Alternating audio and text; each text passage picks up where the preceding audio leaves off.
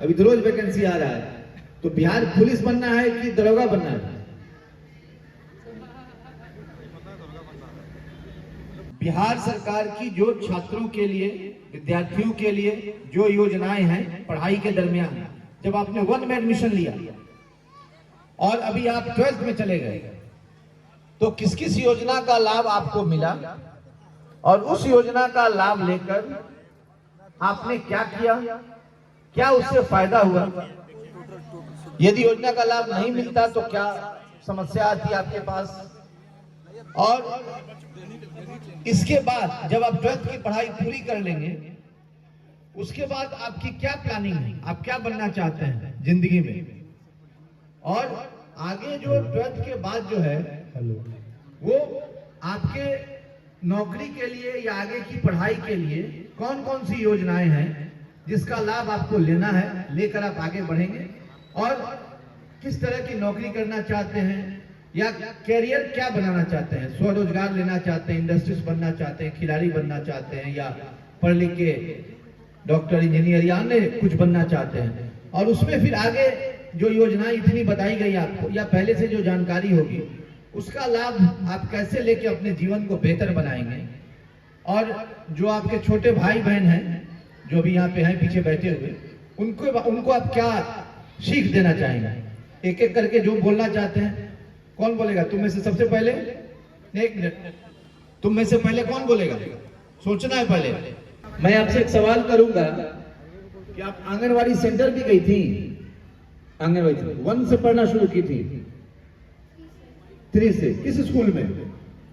मध्य विद्यालय औरंगाबाद से रही हूं। इसी स्कूल से? नहीं, उधर। ठीक है। तो आपने स्कूल में एडमिशन लिया था, इनके मम्मी पापा हैं यहाँ? यस, मम्मी है। मम्मी है, इधर आइए। मम्मी जी इनकी इधर आइए। मम्मी आइए।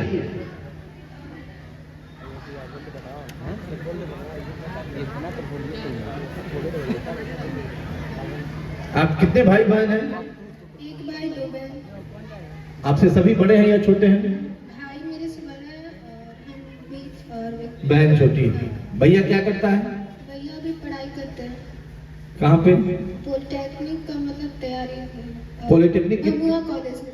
अच्छा, पॉलिटेक्निक कॉलेज में है अभी? चला गया हाँ। पॉलिटेक्निक में? हाँ।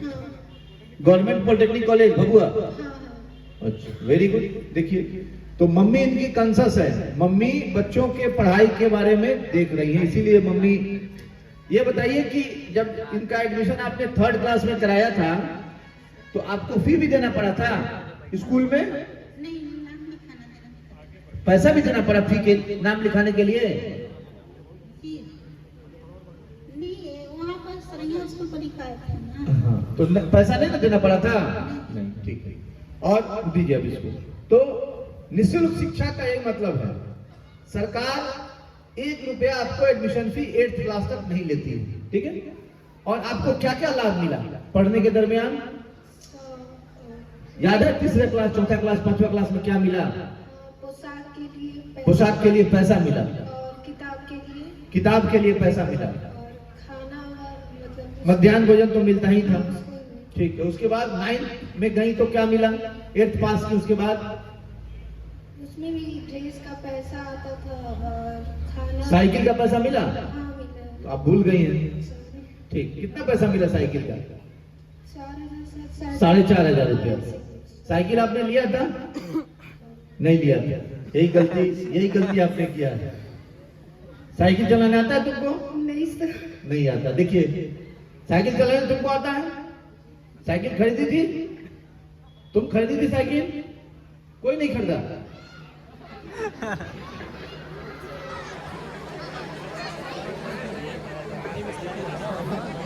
नहीं, ये नहीं, ये तो 9th में मिल गया ना, ये तो +2 में है। सबको साइकिल का पैसा मिला।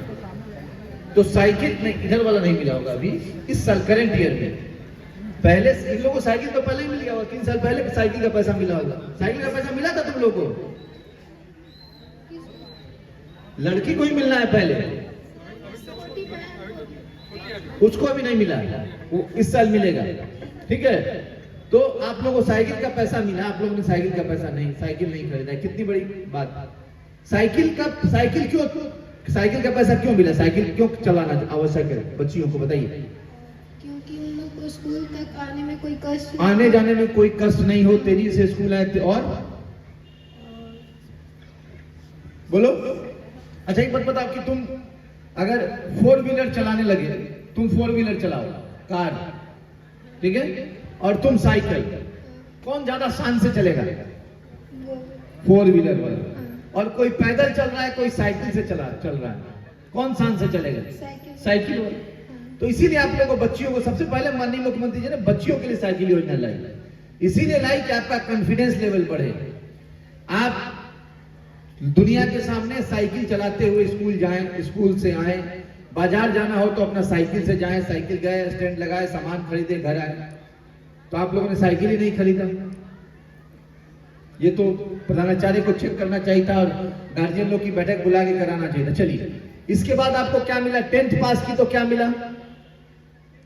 10th के बाद तो नहीं, सेकंड डिवीजन। फर्स्ट डिवीजन हुआ था? फर्स्ट डिवीजन हुआ था तुमको? नहीं, सेकंड डिवीजन। फर्स्ट डिवीजन कौन पास किया था? चलो, कितना पैसा मिला? ऊपर आ जाओ। नहीं ठीक है, इधर आइए, ऊपर आइए। आप क्यों चली गई? अरे बहुत मुश्किल से आप मंच पे चाहिए, ऊपर आइए, माइक दीजिए। पीछे पीछे चले जाइए। इधर आओ, सामने आओ। चलो ये बताओ कि तुम आंगनबाड़ी सेंटर भी गई थी? आंगनबाड़ी सेंटर भी गई थी पढ़ने कभी? बताओ वहाँ क्या क्या सुविधा मिला? माइक लो, उधर बताओ। हाँ, पैसा मिलता था। और क्या क्या सीखा वहाँ आपने? हाँ, बोलते जाओ। माइक पास देखो, हम माइक कैसे रखे हुए, देखो यहाँ, देखो यहाँ माइक रखे हुए, और ऊपर करो। हाँ चलो बोलो।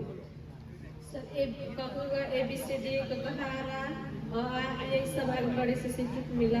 और रंग देखना, कलर देखना भी, हरा, पीला, नीला, ब्लू। तो आंगनवाड़ी से देखो, इन्होंने अपनी जिंदगी आंगनवाड़ी से शुरू की, ठीक है। वहां सरकार ने इनको 1 रुपया इनसे नहीं लिया। नर्सरी स्कूल में हम लोग बच्चों का एडमिशन कराते हैं तो वहां पैसा लिया जाता है, और सब कुछ इन्होंने सीख भी लिया वहां से, खुद एक्सपीरियंस शेयर कर रही हैं। और खाना मिला, पोशाक का पैसा मिला, बाकी चीजें मिली। फिर 1 में एडमिशन हुआ आपका? Yes sir. 1 से 8 तक आप पढ़ाई की? सर सभी किताब मिला आपको, पोशाक का राशि मिला। Yes sir. 10th 8th में गई तो 9th में गई तो साइकिल का पैसा मिला। लेकिन आपने साइकिल का पैसा क्या किया? साइकिल नहीं खरीदा तो साइकिल का पैसा आपने क्या किया? सर अभी भी अकाउंट में है, और बुक, बैग, ड्रेस ये सब खरीदे हैं। ये सब खरीदे हैं, ठीक है। इसकी मम्मी पापा है कोई? सर नहीं, ठीक है। अब उसके बाद 10th आपने पास किया, तो 10th पास करने के बाद मुख्यमंत्री प्रोत्साहन योजना से कितनी राशि मिली? 10,000 है। 10,000 रुपया इनको मिला। 10,000 रुपया क्या किया आपने? सर अकाउंट में है अभी भी अकाउंट में है, तो अब इसका अर्थ है ये बचत कर रही हैं। नहीं सर, मतलब बुक खरीदने, बैग, बुक को खरीदते हो, ठीक, वेरी गुड। अब आप अभी 12th में हैं, यस क्या पढ़ाई कर रही हैं? सर। सब्जेक्ट, विषय पॉलिटिकल साइंस है, भूगोल, history, Hindi, English. Very good. तो किस सब्जेक्ट में सबसे ज्यादा मन लगता है? सर इतिहास। इतिहास में। औरंगजेब के फादर का क्या नाम था? सर अभी भी मतलब अब यहाँ पर टीचर आए हैं ना, तब अब पढ़े हैं, यस। ठीक। तो इतिहास में क्या क्या पढ़े हो अभी तक? अभी मतलब अभी स्कूल मतलब अभी पढ़ाई शुरू हुआ है, यस सर। ठीक। चलिए, तो आगे क्या बनना है आपको? सर मेरा सपना है बिहार पुलिस मतलब बनने के लिए। मम्मी पापा मतलब ऐसी करेंगे तो। बिहार पुलिस? मम्मी पापा ऐसी क्या करेंगे? मम्मी पापा को कहना है कि हमको बनना है Bihar police. Yes sir. Bihar police जब तक नहीं बनेंगे तब तक हम चैन से नहीं रहेंगे। अभी तो रोज वैकेंसी आ रहा है, तो बिहार पुलिस बनना है कि दरोगा बनना है?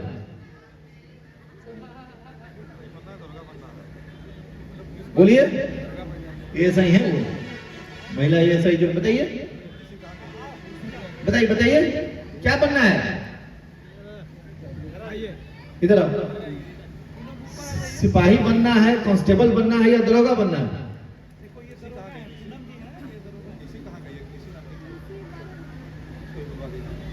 देखो ये एएसआई है, पूनम कुमारी मेरा नाम। देखो ये पूनम है और आप ही के एक मिनट आप ही के थाने में एएसआई है। 2022 में ज्वाइन किए हो? 2022। ये नालंदा जिले से है और आज आप लोगों के सामने पुलिस ऑफिसर बन के आई हुई हैं। हम सभी लोग जानते हैं कि आज से 10 साल पहले, 8 साल पहले, 7 साल पहले लोग गार्जियन कहते थे कि शिक्षक बन जाओ, डॉक्टर बन जाओ, इंजीनियर बन जाओ, लेकिन पुलिस में या एडमिनिस्ट्रेटिव जॉब में लोग बच्चियों को नहीं भेजते थे या बच्चे भी नहीं आना चाहते थे। ये बिहार के महिला सशक्तिकरण का सीधा साधा उदाहरण है। और जो बिहार सरकार ने शिक्षा में क्रांतिकारी परिवर्तन लाया है, आप सभी लोगों के लिए रोजगार और नौकरी की व्यवस्था की, उसी का ये प्रतिफल है।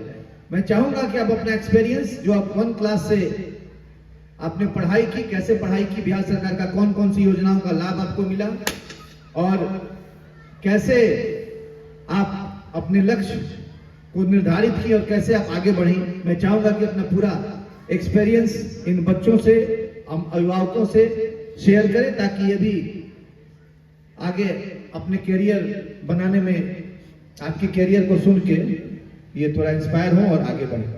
बताओ। आदरणीय सर, मेरा प्रणाम। मैं बताना चाहती हूँ कि मेरा नाम पूनम कुमारी है। मैं नालंदा जिला के वासी हूँ। मेरे पिताजी पोस्ट ऑफिस में हैं और मैं 3 बहन हूँ, मेरा भाई नहीं है। तो एक महिला होने के नाते मैं यही बताना चाहती हूँ कि जब मेरा भाई नहीं रहने के कारण गांव में ताना, समाज में ताना दिया जाता है कि इसका लड़का नहीं है। मेरे पिताजी चाहते थे कि मैं प्रोफेसर बनूं, इसलिए मेरा लास्ट एजुकेशन बीएड है। तो मेरा तो ये घर और जो एजुकेशन जो क्लास से कोचिंग जाते थे बिहार शरीफ में, उसके बीच में पुलिस लाइन आती थी। तो हमको भी स्टार्टिंग से गवर्नमेंट स्कूल में पढ़े तो सब बहुत सारा प्रोत्साहन का लाभ उठाया, जैसे कि पोशाक हो गया, साइकिल योजना हो गया।